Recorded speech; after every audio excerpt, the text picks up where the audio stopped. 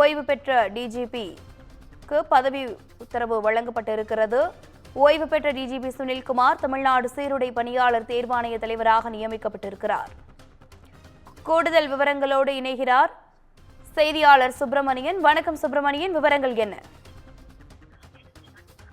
தமிழ்நாடு சீருடை பணியாளர் தேர்வாணையத்துடைய தலைவராக ஓய்வு பெற்ற டிஜிபி சுனில்குமாரை நியமித்து தமிழக அரசு உத்தரவிட்டிருக்கிறது.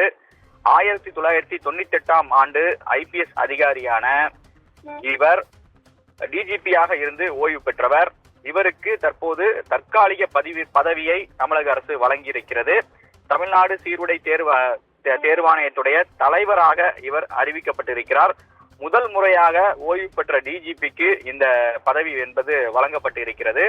இந்த தேர்வாணையத்தை பொறுத்தவரையில் 3 உறுப்பினர்களாக அதில் செயல்பட்டு வருகிறார்கள். இதற்கு முன்பாக அதன் தலைவராக இருந்த சீமா அகர்வால் கடந்த வாரம் இடமாற்றம் செய்யப்பட்டார். அதன் பிறகு அந்த இடம் காலியாக இருந்தது. அதே போல இந்த தேர்வாணையத்தில் சேர்பர்சன், மெம்பர் செக்ரட்டரி ஆகிய 3 பேர் இருப்பார்கள். அதில் சேர்பர்சன் என்பது டிஜிபி, ஏடிஜிபி அந்தஸ்தில் இருக்கக்கூடிய அதிகாரிகளை அங்கு நியமிப்பார்கள்.